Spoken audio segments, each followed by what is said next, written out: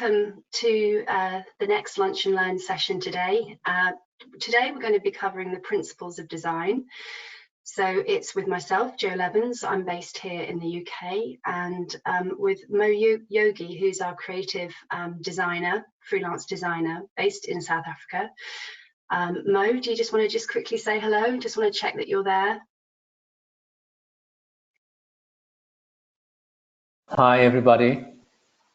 Brilliant. Can you hear me okay? Yes, yes, we can. Yes, so we might as well get going.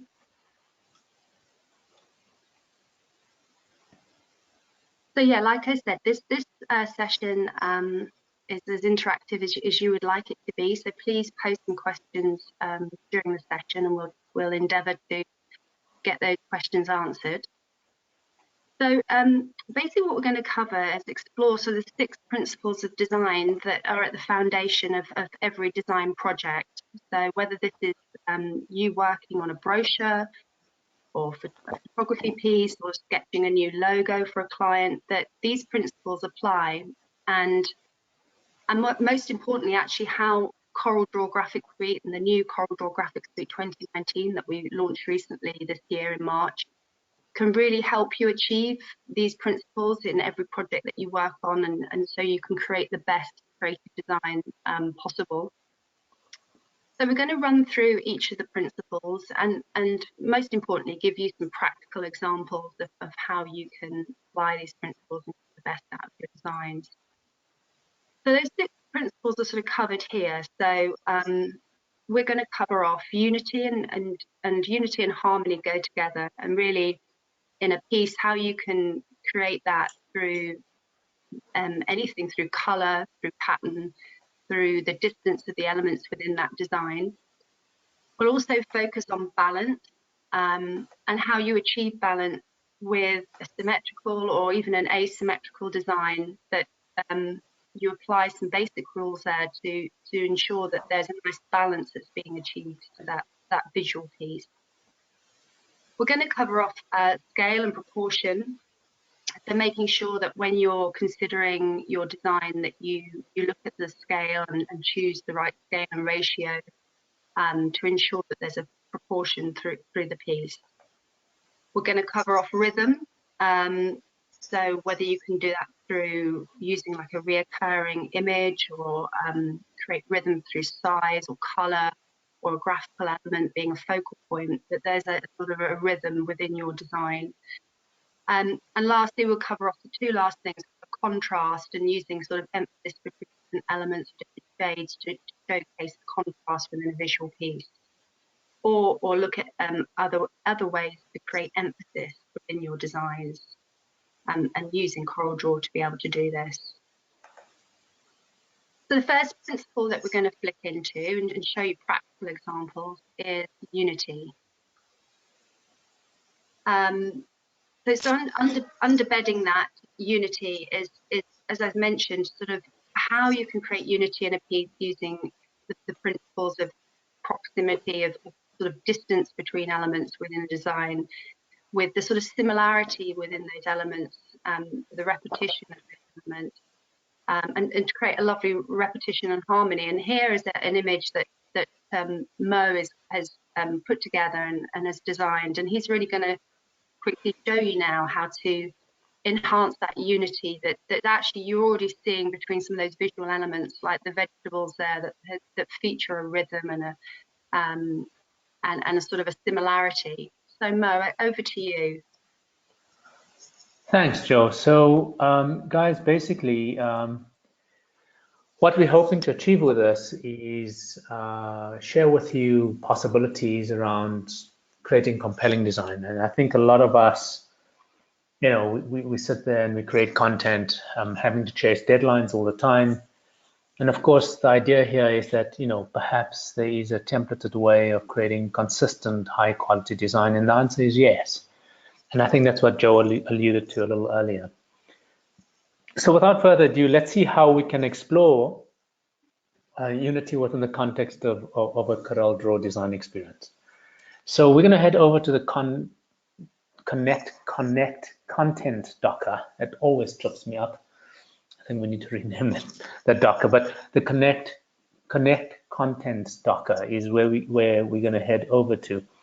And what I'd like to share with you is I'm actually looking at content on my hard drive at this point in time, and very specifically to the folder that we're talking to. So you can load your own content.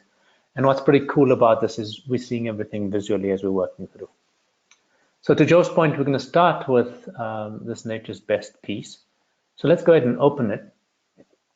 And we'll revert back to the presentation in a minute. And of course, the first thing we can do is with regards to the concept of unity and repetition, what Joe alluded to perhaps was we have this horizontal play. So we've got the horizontal text of where Nature's Best is sitting, and then you've got the subheading, and then of course the body copy. And similarly, you can see that that's kind of mirrored, I guess is the word, with the soil. And of course, what we'd like to do here is I'm going to go ahead and zoom in, and we're looking at unity by way of color. So how can you unify a document by way of color? So there's different possibilities, of course, that are open to us. And what we're going to go ahead and do here is you'll notice that we've got different color themes running through, and of course, orange is a primary, or a warm color, I should say, not a primary color. So I'll go ahead and select the headline, and then I'm going to go ahead and make use of this eyedropper tool, the color eyedropper, and I'm going to go ahead and tag that orange. So we have two flavors of orange. I'm going to tag the deeper orange, and then I'm going to head over to the text, and I'm just going to go ahead and apply that. So let's see how that's worked out for us thus far. So you can see that just by way of playing with color, we can kind of achieve a kind of unity by making sure that we have association based in color. The next thing I'm going to go ahead and do is I'm going to use the same methodology again, but what I'm going to do this time is let's go ahead and choose that text box. And I would like to pick up the green, which is quite prominent. So I'll go ahead and pick up the green, and then once again, in fact, let's zoom in again. So I hit the text and not the outline. Of course, I could save this as a swatch on my document swatcher. So again, what I could then do is just go ahead and choose the green as appropriate. And once again, I'm going to zoom out so you can see this better. And there you can see what we're starting to build is we're starting to build a color hierarchy that tends to flow from bottom up and then from top to bottom. And you kind of get this nice and easy flow. And you know, if the client said to you, hey, listen, perhaps what we'd like to do is we'd like to make the copy stand out a little bit more, for example, the body copy. Sure, you could go white, but we could also go ahead and pick up this kind of reddish color, which is not quite altogether white. And again, you can see that there's a kind of play in terms of the way the color represents itself, or presents itself more appropriately. The second part of this conversation that Joe and I would like to have with you is, of course, how could we look at Unity from the context of geometry? So again, all of the content we work with here, we're very happy to share with you. So please reach out to Joe after the webinar, and we're happy to share all of this content so that you can try it when you're back at the office, wherever possible, of course. In this particular example, what you'll notice is we've got obviously a rectangular format by way of the page that we're dealing with. And then, of course, what we have additionally is we've got you know, rectangles of copy. So you can see all the body copy as well as the headlines are all rectangles. The images are rectangles, and then there are other rectangles like this kind of beigey brown rectangle that kind of just add to the duotones that we're seeing in terms of the trees and so on. And then, of course, what we have is we've got these two circles. So what we thought we'd do is we'd explore how we could get Unity by way of geometry. So again, what I'm going to do is I'm going to head over to the newly designed objects panel in CorelDRAW 2019. And we're going to head over to our layer, and you'll see that we have the round element here.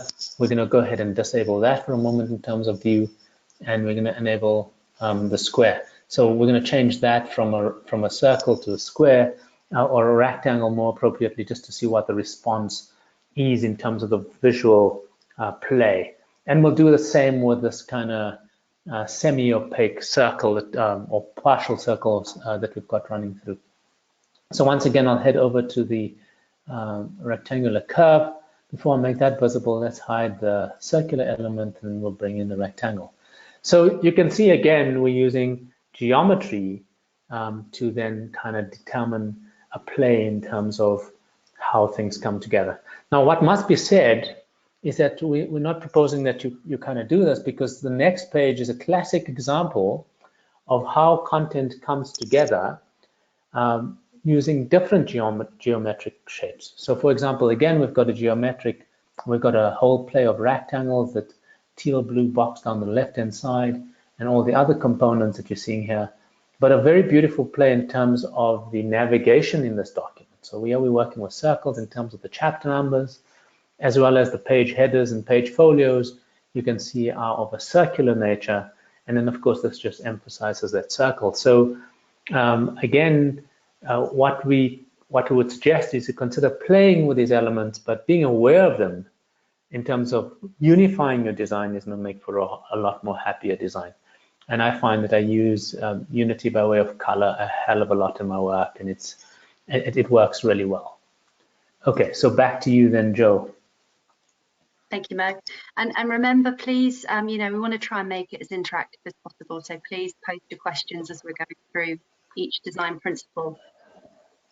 Going on to the second design principle then, of balance, and giving you some practical examples of achieving balance. So as I understand it, Mo, balance can be achieved from having a symmetrical design, and that you are basing your design on an axis, or even balance can be achieved with an asymmetrical design, but you still got that equilibrium going on. And I think with balance, that you've explained in the past that you to help with this, you use the rule of thirds. And I think you're going to show us a practical example of exactly how that works, and that can help you in your workflow. Absolutely right. Thanks, Joe. So yeah, I'm sure a lot of us are familiar with the rule of thirds, and of course, if you're not sure, you're welcome to ping any comments in the chat pod, and we'll be more than happy to discuss it.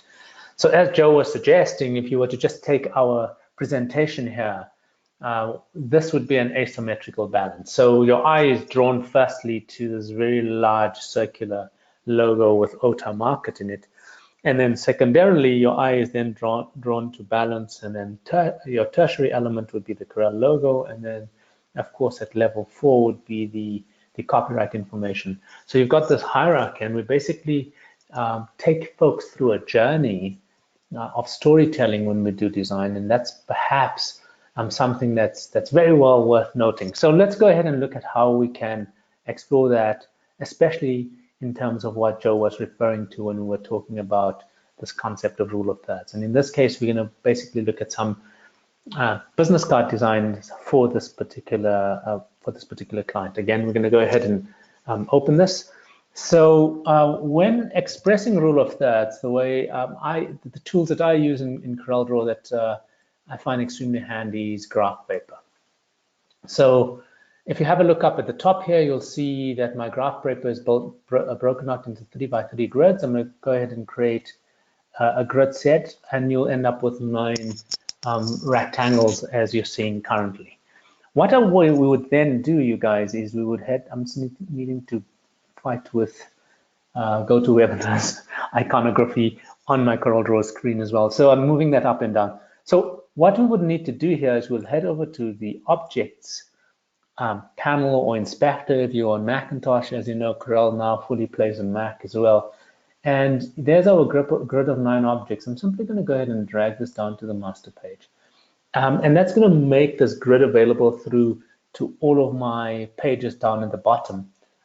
And as you'll see, we're going to be talking to symmetrical design or balance, asymmetrical, as well as approximate symmetry.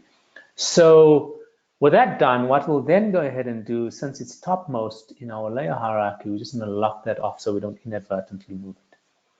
Now, where this becomes handy, again, it's not meant to be restrictive, it's meant to be an aid.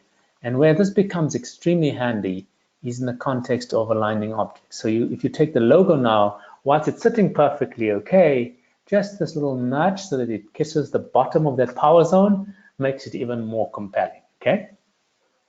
Now, if we were to look at the back of the card, I'm going to jump to approximate symmetry here, all the way on the far right. What we've gone ahead and done, Joe and I, is we've applied a kind of lens to throw back the color, and we've gone to the opposite end of the spectrum. Now, in this example, what we're going to do is we're going to use this rule of thirds grid to create an opening here as a suggestion of where the logo, kind of keeping that space almost sacrosanct in terms of the design. And then we're going to go ahead and select these elements here and just kind of tweak them as we see fit. So perhaps using the right tool would be appropriate. I'll go ahead and use the pick tool here. And what we're going to then go ahead and do, you'll see that we are on page 3 here, and these are the elements we're kind of currently working through, okay? So let's go ahead and choose, for example, there's our text, and there's our iconography. I'm simply going to go ahead and move the iconography over a little bit. So I'm using the rule of thirds grid as a basis for that. Now you'll see that, we've got kind of nice alignment in terms of the letter forms here. But what I'd like to do is move this guy up just a tad. And you'll see that if we jump in here, this is made up of 2 objects. So I can go right in, select those 2 elements without ungrouping it even, and then just going ahead and shunting them exactly where we would like them. So this is approximate symmetry, right? If we head over to the right-hand side, there's my auto market copy, and there's, of course, our copy in terms of the person whose business cards this belong to, of course, right? So let's go ahead and select those 2 elements. And what we'll go ahead and do then is, again, I'm just doing this visually, but what we're doing is we're doing play against that line. So again, I'm just going to use my arrow keys to nudge that in, like so. Now, in terms of color, we want the color to fit a little better than it currently is at the moment. So we'll go ahead and pick up a color like this, which kind of is more in keeping with those.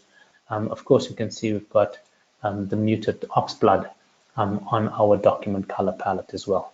The final option we'd like to explore with you is, of course, asymmetrical balance. So if we jump to this design, what we're essentially doing when wanting to share it with client is we're saying, okay, we've got the dominant element, which is the element on the left-hand side. I'm quite sure you'll agree with that. We're going to go ahead and select this element and go ahead and nudge this out to the left. Okay, so let me just try and pick that up again. And we're going to nudge this element out to the left, like so. So it kisses that line. Again, what we'll do with this guy is we'll basically go ahead and just lock this out in the middle. So let's go ahead and select him very quickly. And he's sitting over perfectly there. And then we'll just select our copy and we'll push that out far right. Say something like that. So this methodology that we're sharing, I guess, was made very, very famous by the likes of Leonardo. Leonardo uses this extensively in his work in terms of rule of thirds. You know, it's used in photography, architecture, and design very heavily. So if you're not using it currently, you may want to consider it. It's really, really powerful. And this, of course, then associates to something called the golden mean or the golden section, which is found in nature and math and of course, art and design. So with that, I'm going to hand you back to Joe, who's going to take us through the next element that is equally exciting. Joe, back to you. Thanks, Mo. I actually was going to suggest also that on that image, on that design, your rule of thirds also applied with color, and that you had sort of 2/3 the warmer tone and 1/3 the sort of beige, which I think sort of I imagine therefore that the rule of thirds is not necessarily just about layout, but it's also about tones and images. Absolutely right. What I find extremely handy, just to dovetail off what you're talking about there, Joe, is that you find that, you know, there's kind of tight cleanups that you're wanting to do. This becomes extremely handy. So you're spot on the money. I'd say you're on the money there. Cool. So we will now jump into proportion. So on this design principle, proportion can come sort of down to, I guess, the size. So the elements that are appearing within your design and the proportionate ratio and weighting that they have in relation to one another within the design. And within that, you know, the ratio, how you can change those elements so that if you want something to really pop, how you can increase the ratio within and proportion within the design. And I guess that, you'll show then, Mo, sort of how you can achieve that, and how this menu card, for example, the division of how you have laid it out, and how you can change that to sort of create a greater focal point within the actual design itself. Right. So to Joe's point, again, you guys, you know, the design's presented to client, in this case Joe, and she says, "Hey, listen, love the design, but can we throw more emphasis on the actual title or the name of the restaurant?" And we could do that simply. I mean, what most of us probably would do is go ahead and select the copy and make that a little bigger and perhaps bold. And there's nothing wrong with doing that, okay, of course, right? In fact, in an example like this, it's probably good that we do that. Now you'll notice that we're working with paragraph text here, so I just need to make this guy a little deeper and wider. I'll just hold shift so it kind of stretches both ways. And already what you'll start seeing is in terms of dominance, with regard to scale, we're starting to push the conversation away from menu to the name of the restaurant. In this case, Joe Levin's Yum Yum Restaurant and Fast Food. So Joe has just moved from running Otta Market in Tokyo to this cool space in downtown London, right? So what we're going to then go ahead and do is, I'm just going to rearrange this a little higher.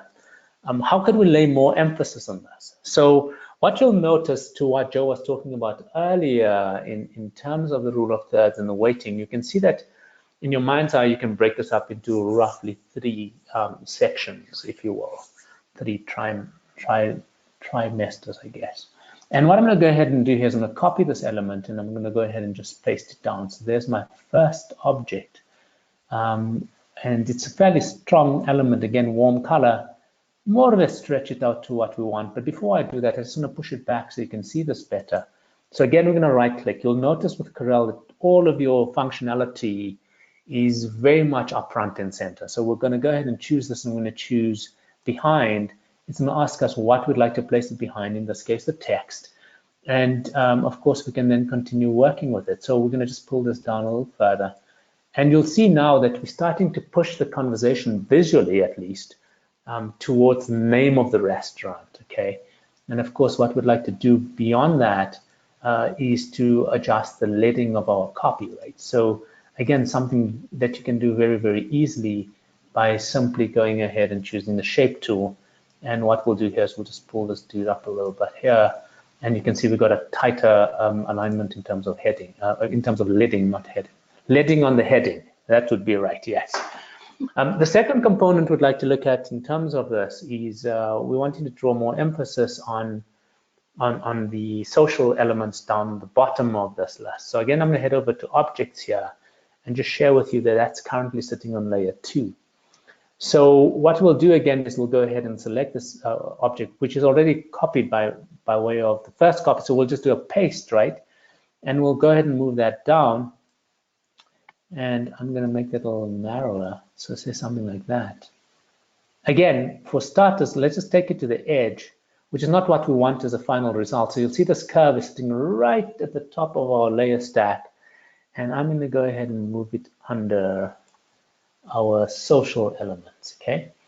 Now, what we'd like to then do is watch how, by way of reducing its size, or scale, as Joe alluded to earlier, we change the conversation. And now you can see that, I'm hoping what you guys are taking away from this is that you're in a very powerful position as crafters of visual content to guide the viewer's eye through the design and decide what they should be consuming first by way of all of these very cool design elements that Joe and I are talking you through. Okay, so if there are any questions on that, I'd be happy to cover them, but I'm going to pass it back to Joe so we can jump on to the next discussion point. Thank you, Mo. So I think we're on to the next point, which is the rhythm. Yes. So I think, you know, you guys most probably are trained designers or have some experience with draw, but you know, from your own perspective, I'm sure that creating rhythm, you would do that in terms of using color within your design, or sizing to sort of size objects within the design that have that natural rhythm, or use elements that sort of create a focal point within a visual rhythm. But with this particular example, we're going to show you a particular tool within CorelDRAW, which is a Symmetry tool, which allows you to sort of take a simple object and almost resample it in it to create either a mirror image or, in this case, a sort of almost like a kaleidoscopic image, very, very simply, to create that natural rhythm. So Mo, back to you.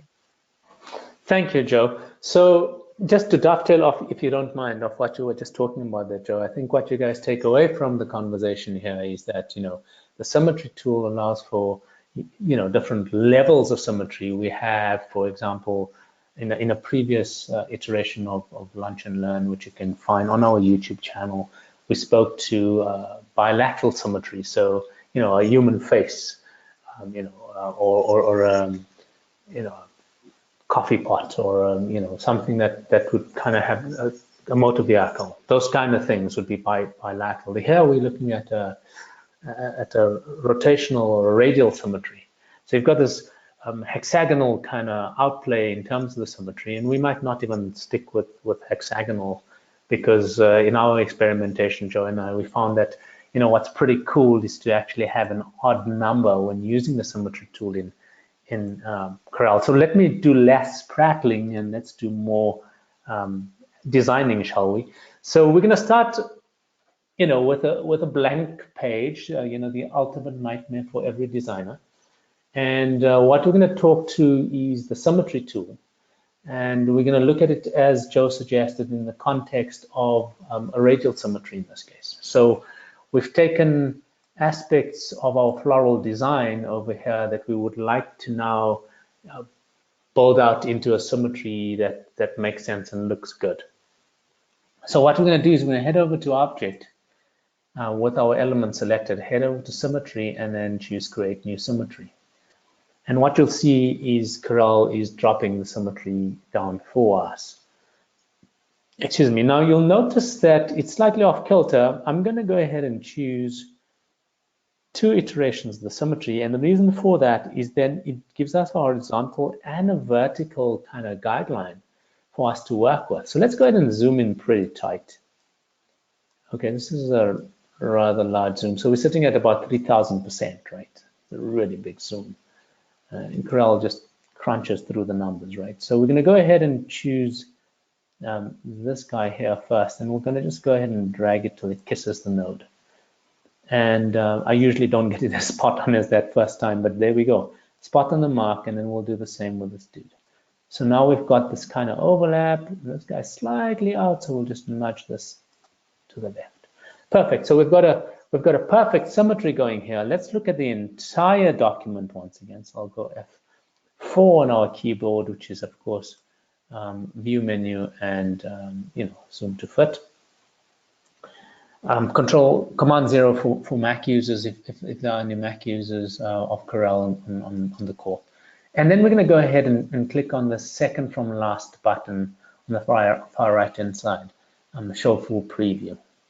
And in fact, I think what we'll do, Joe, with your permission, is we'll do a webinar on Mac, and we'll do a webinar on PC, so you guys get a play of, you know, both platforms. And yeah. What we'll then do is we'll just go ahead and count up. So you can see now we're starting to build symmetry based on the number of copies we want. So that's 7. Let's take it a little further and see what happens. So, you know, what's cool about this is it's totally biological in nature, because you don't, you know, you may start with a certain thinking, but you don't know where this is going to end up. It's pretty delicious, because, you know, you could end up with iterations that are really, really nice. So, you know, for those of us that are doing artistic work like mandalas and so on, this becomes extremely worth playing with. And then, of course, for those of us that are doing, you know, kind of the more technical stuff, you're doing shrubbery or architecture, whatever from a top view, absolutely brilliant for that type of thing. Okay. Now, so there's our mandala done. What we're going to do is hit the finish button.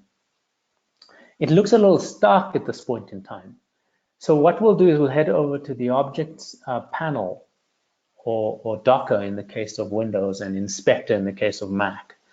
And you'll see that we've created a rectangle. So for purposes of time, we've just created the rectangle. We'll tell you how it was done. In fact, there's no smoke and mirrors. What essentially is happening here is it's simply a rectangle the size of our canvas, and it's a straightforward elliptical fountain fill, as you can see. Again, picking up from the document color swatcher that we have off the bottom of our window over there. And then, of course, what we did was, what's really nice about the way Corel presents visual work is it's able to create this very kind of soft, ephemeral feel to your work, despite it being vector. So we've created a power clip. Now, this power clip is pretty heavy, as you would expect, because we've got these thousands of pieces. And what you'll see happening is you've got this kind of Netflix kind of vibe going on now, right? It's kind of really cool Peter Jackson vibe going on. And basically what we have is we have a copy of the Symmetry one at the back. So, and we applied a Gaussian blur to that.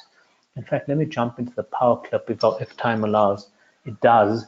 So I'll jump into the power clip very quickly and hit the edit button here. So you can see basically the elements in terms of how this power clip was put together. Let me just hit finish for a moment, and I'll tool it open here on the objects Docker. Now, this is creating a fair amount of lifting load for the computer, okay, as you would expect. And essentially what we have is we've got a duplicate of this guy. We've kind of applied that into a power clip, so I can then explain to you what's going on. So there's our power clip, and if I were to zoom out a little bit, let's just hit F3 on our keyboard a couple of times. In fact, I'll try not to use keyboard shortcuts so you can see what's happening. So you've got this beautiful play of the artwork in 3 layers. And as you come forward, each layer is blurred less and less. So the one furthest back, the ones we're looking at on the far end, has been blurred quite substantially, and then as we come forward, it's blurred less and less. Okay, so that's basically how that was achieved. And then, of course, if we go ahead and zoom into full page size again, we wanted to just kind of get this to kick out a little bit. So we welded all of the objects together after breaking it apart, so a copy of this. And then, of course, all we did is applied a bit of a feather with a gradient overlay. So you're seeing the nodes at the moment. So let's click away so you can see the before and after. So that's the glow before and after. So you'll see it just kind of gives it that pop that makes it look, that makes it stand out even better, right? So let's go ahead and zoom out a little bit more in terms of the artwork, and you get a better sense of the view. Again, really compelling work that can be easily crafted in Corel without a lot of fuss. You know, if you're using competitor products, you have to buy plugins that cost, you know, £29, £30 additionally over your license, okay? And with that, let me close this off so we just kind of get a little bit more of memory back to our system. And then I'm going to hand it back to Joe, who is going to be sharing our next exciting possibility in terms of the design experience. Thanks, Mo. So yes, so now we're going to touch upon contrast. So we just need to. So yeah, I think with this example, I think what we're going to really show you with Draw is how contrast can easily be achieved, you know, with different shades, different color tones, from light to dark or from cool to warm tones, and ways that the color harmony within the color harmony wheel within CorelDRAW can really help provide inspiration for those contrast colors. As well, I think, you know, contrast can be achieved through varying textures, elements within your design. So in this example, I think it would be good for you to see a great piece of font that mode is going to create with which has a texture to it, which creates that immediate contrast within the design. Back to you, Mo. Thanks, Joe. So yeah, I think Joe packaged it so well. There's nothing more to say but to show you guys, right? So let me head to the Connect Docker once again, and we're going to go ahead and open the artwork. So let's pop that open. We have this beautiful illustration of an RT, and we're basically going to work through different elements. Again, just making it very relevant to your Corel workflow. And whilst we're doing that, we have a little bit of fun designing really compelling content as well. So to Joe's point, the first thing we can do in terms of talking of hot and cold is we can go ahead and change the background color and push it to a cool color. Right there, the artwork pops out at us. The second thing we can go ahead and do is let's head over to our objects panel. Again, we've got some hidden elements just to make things nice and clean. We've got the RT logo as I suggested. So I'll go ahead and unlock that and make it visible. And you'll see we have the RT logo sitting at the top. We're going to go ahead and twirl down into that. I could do a search for these elements using the advanced find and replace functionality that we have in CorelDRAW. But for this particular example, I think it'd be overkill, frankly. So we're going to go ahead and select that color. And we'll apply that color then to those elements, okay? Let's try that again. What are we doing? Okay, so this does tend to be a bit glitchy. I'll come to that. In fact, let's do it the other way around. So I'll select, in fact, let me show you how the advanced find and replace works because it is such a nifty little feature. So what we're wanting to do is, I'm going to go ahead and open the advanced find and replace Docker. And you'll find it right at the top of the list here. And what we'd like to then do is I want to maybe pick up that red and have it in all of the orange that we have. So what I'll do is I'll go ahead and select one single orange element. And I'll say from selection. And the reason it's saying that is probably locked. Oh, there we go. And then, of course, I can go ahead and do is hit edit query.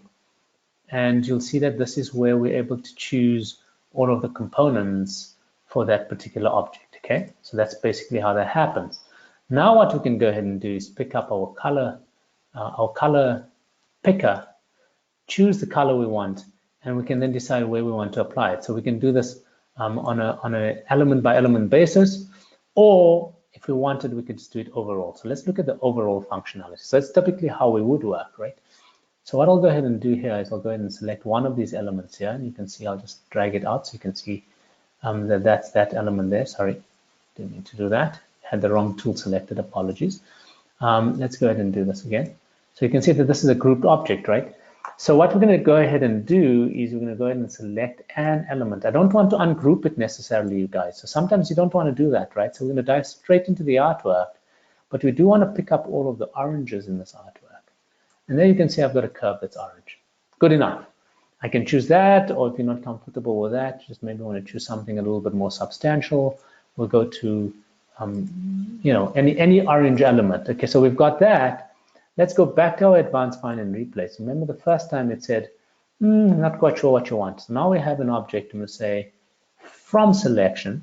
So it's picked up all of the properties. You see, this has come alive. And I'm going to hit find all. It's going to fail initially. Now I'm going to share with you why. We're going to say yes to this, of course. And it's only selected that one object, which is not what we would have expected, right? If you go into edit query, what essentially then happens is if we scroll up, we'll start with curves. The reason we're not getting what we're wanting is because Corel, based on that selection, is looking for 39 nodes exactly in terms of the curve. So it's doing such a good job that it's overcompensating for our selection. So we're just looking through which components it's picked up. We don't really mind whether there's overprint or not. And we really don't mind whether it has an outline or not. And of course, this you can save, so you can use it as a preset over and over again. So now if we hit the Find All button, we've picked up all orange. Let's see, I'm just gonna hit the delete key and you can see all the orange is gone, see? So it's that easy. And then of course, we just need to go ahead and say, okay, that's the color I want, for example, okay?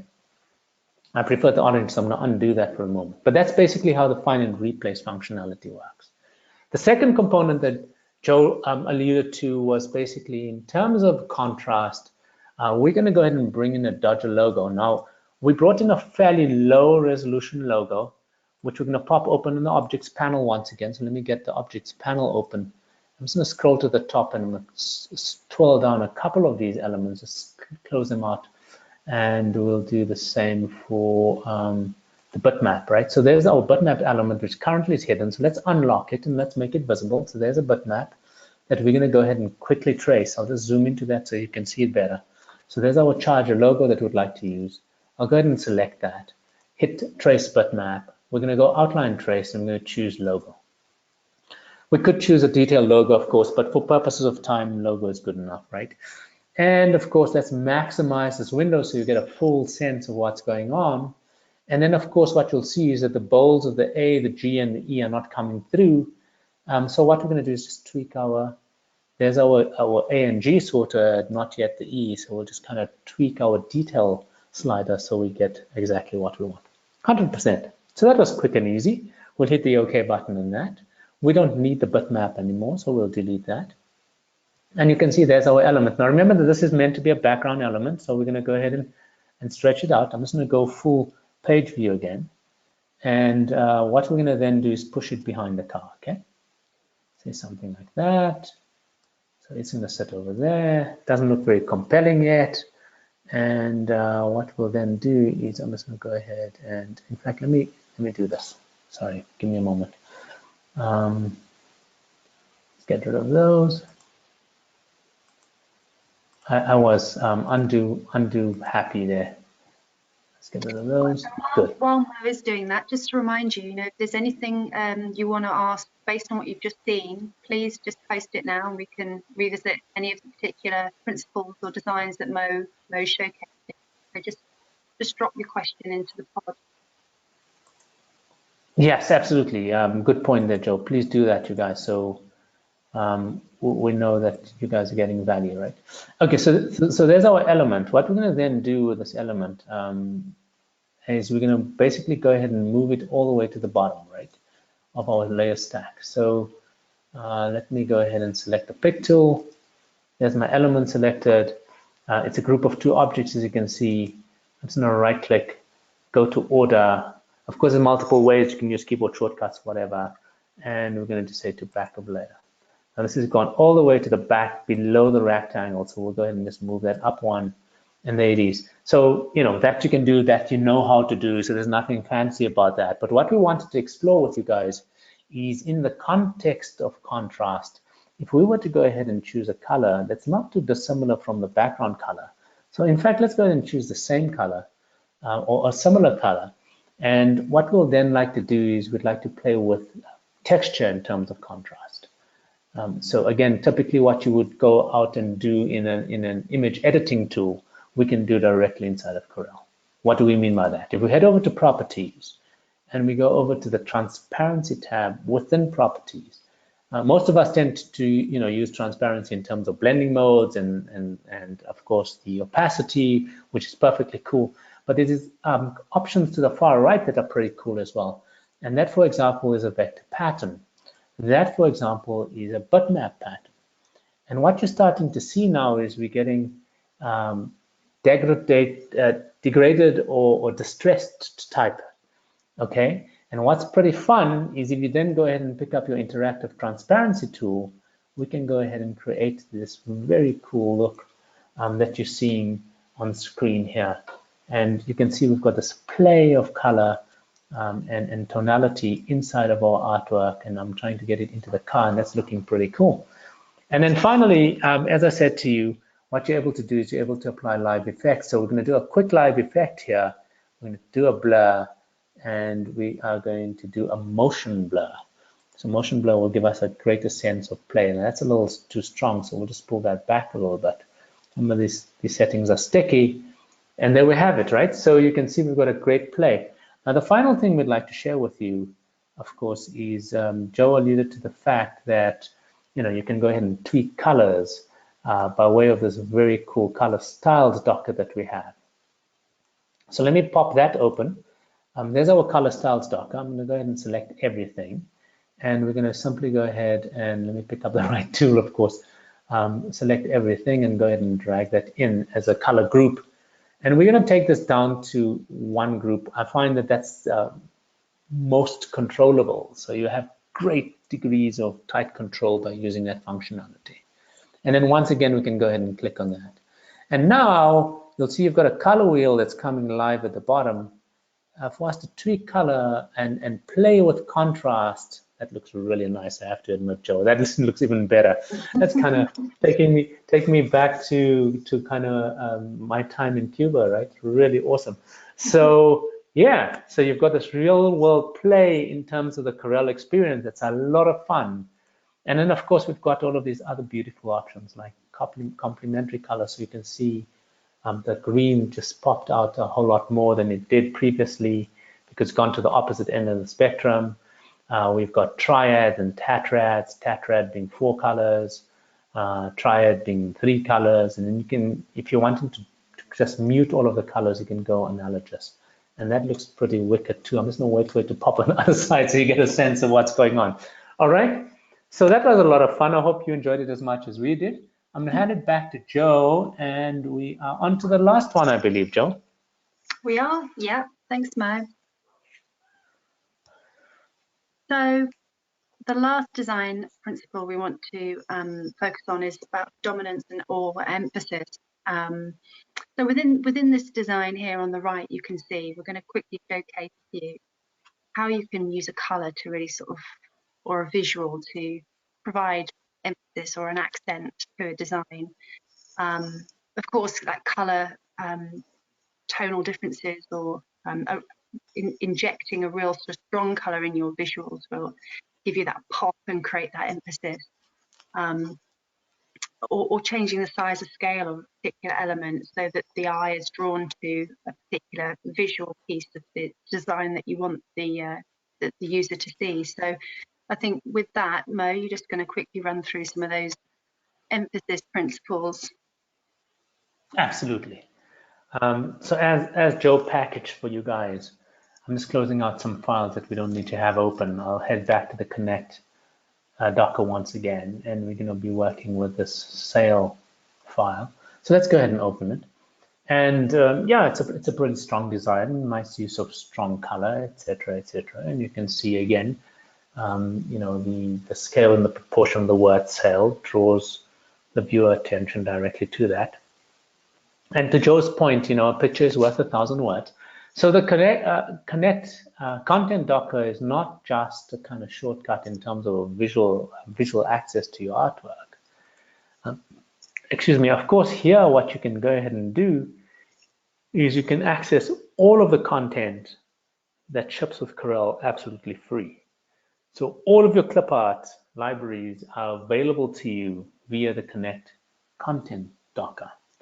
So for those of us that have previously worked with the Corel Connect through previous versions or previous iterations of Corel, what's worth pointing out to you here is that the workflow is now all embedded within Corel. So you don't need to go to an external source. It's all right here. And of course, for Macintosh users, what is exciting is that the content inspector gives you this kind of high level, high quality access to all of your resources and assets courtesy of your license with Corel. So of course, in this particular example, as Joe alluded, pictures worth 1,000 words, we really want to focus on the images that we may be able to use from our library. So I'm going to go ahead and ask the computer to not show us vector objects. So essentially what she then comes back to us with is says, hey, here's your entire library of images. And Joe and I quite like this tulip, so we're going to use it in the context of the design. We both believe it's quite complementary, so let's go ahead and drag that out. And we're going to leave it as such for now, just so that we get a sense of the play in terms of how we can accentuate this design. That said, what we're going to do is I'm going to head over to the properties panel, or Docker more appropriately. I was going to say inspector for a minute, gone Mac on you guys there. The property Docker, and we're going to enable the transparency option once again. And you'll find that you have a whole plethora of different possibilities in terms of how you can get this to blend. So for example, there's an ad, which obviously is blowing out too much of the highlights for me. And then this, of course, multiply, which will kind of overall kind of create a darker sense, and that's working quite well. So we might revert to that in a minute. Let's try another. Another one of my favorites is overlay. And I'm quite liking overlay because what overlay is doing for us here is bringing through, let's just move this over a little bit more. It's bringing through the richness of the color in the original design and then emphasizing it by way of the image. So images can be used together with type to create a very strong messaging forum for yourselves. Of course, what we're going to go ahead and do here is we're going to go ahead and quickly draw a rectangle from edge of page to edge of page, like so. And with that still selected, I'll just head over to the Object Inspector for a moment, or Docker more appropriately. Right-click on that rectangle and head down to about midway and choose Create Empty Power Clip Frame. So you'll see there's a kind of cross running through it, or an X, and that's kind of giving us an indication that that's a power clip frame. As you know, what we'll then do is take the artwork and simply go and dump it inside of that power clip frame. That looks gorgeous, if I do say so myself. What we'll then do is hit center, because we just want to position this in the center. And in fact, you know what? I'm thinking that perhaps what we want to do is we want to position it off kilter a little bit. So I'm going to go ahead and just take this and move it off center. Again, using that rule of thirds grid. I haven't put on one here, but using the kind of same methodology in terms of thinking. So I'm deliberately creating an asymmetrical balance in terms of that conversation. Yeah, and that I think is a winner. I'm hoping you agree, Joe. Yeah, so that's, go ahead. It looks fabulous, yeah. And very seasonal, because there's lots of tulips around in the UK at least. Yeah, thank you, Mo. Yeah. I mean, that's the last sort of principle that we're going to cover, showing you the principles within CorelDRAW Graphics Suite 2019. I apologise. I think there was a few audio issues to begin with, so but I can't see any. We'll give it a minute or so, but can't really see any questions relating to the actual webinar. So if we have missed those questions, though, then we'll come back and answer them separately to you. We will post the webinar on YouTube, and we'll also send out a recording of the webinar and a link to all the files that you've seen presented here today via an email through to you after this session has finished. So yeah, so with that, thank you very much. Thank you for joining us today. I hope you learned something, and thank you very much to Mo Yogi as well for presenting another great webinar. So thanks a lot, guys, and I hope to see you at the next one. Thanks. Bye-bye. Thank you. Bye.